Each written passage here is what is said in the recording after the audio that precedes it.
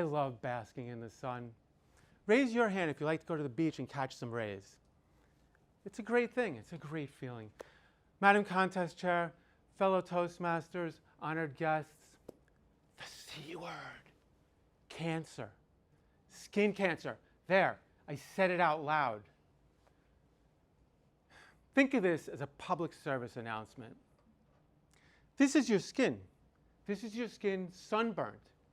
According to skincancer.org, you are twice as likely to get skin cancer after 5 sunburns. Today I'm going to talk to you about 3 things.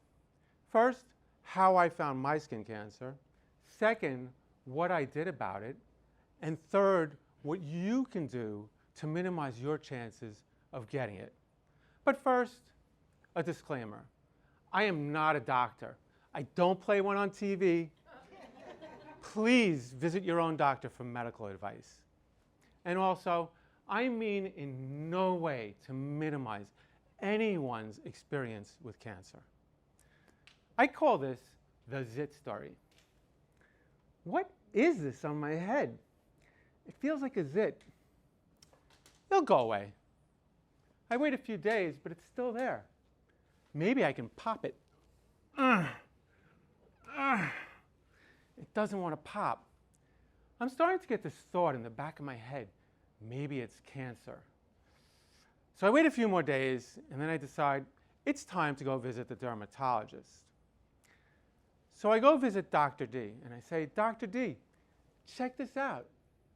And he says, oh, Mr. Kassel, we're going to have to biopsy that.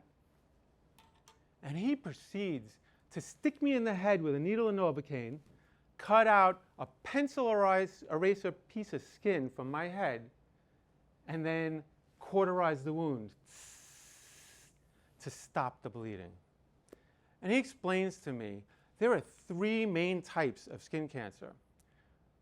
In increasing order of severity, you have your basal cell, your squamous cell, and then you have your melanoma.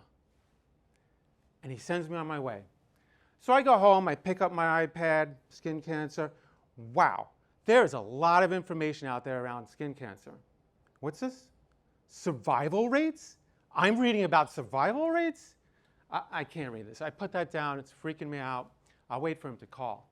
And he calls 3 days later, and he says, squamous cell. And I think to myself, yes, squamous cell, not melanoma. My father died of melanoma. I remember his legs being all brown and covered in gauze and bandages. I don't want to go there. Dr. D told me to go visit a Mohs surgeon. So I go visit Dr. M, and Dr. M tells me he's going to cut a dime-sized piece of skin out of my head, check the margins for cancer, and if he doesn't find any, I'm done. But if he finds some, he'll cut some more and check it again, and he's going to do this whole process in 1 day. I'm thinking I need this like I need a hole in my head. But a few days later, I go in, and he sticks me in the head with some Novocaine. He cuts that dime-sized piece of skin out of my head, puts it in a little petri dish right next to me. There it is. And then he cauterizes the wound. And I can smell it, and it smells disgusting. And then he tells me to go wait in the waiting room. So I go to the waiting room, and I wait. And I wait. Then he comes back an hour later. He gives me the thumbs up. They got it on the first try. It's so important to get it on the first try. I was so excited. And then he tells me to go back into the examination room, and guess what? More shots of Novocaine to the head. And he sews me up, and he sends me on my way. So what can you do to minimize your chances of getting skin cancer? First of all, you might consider wearing a hat. I like this hat. It's nice. But this hat is better because it's got the dermatologist recommended wide brim to protect your ears and the back of your neck. Next, consider wearing sunglasses. These will protect both your eyes and the sensitive skin around your eyes. And of course, sunscreen.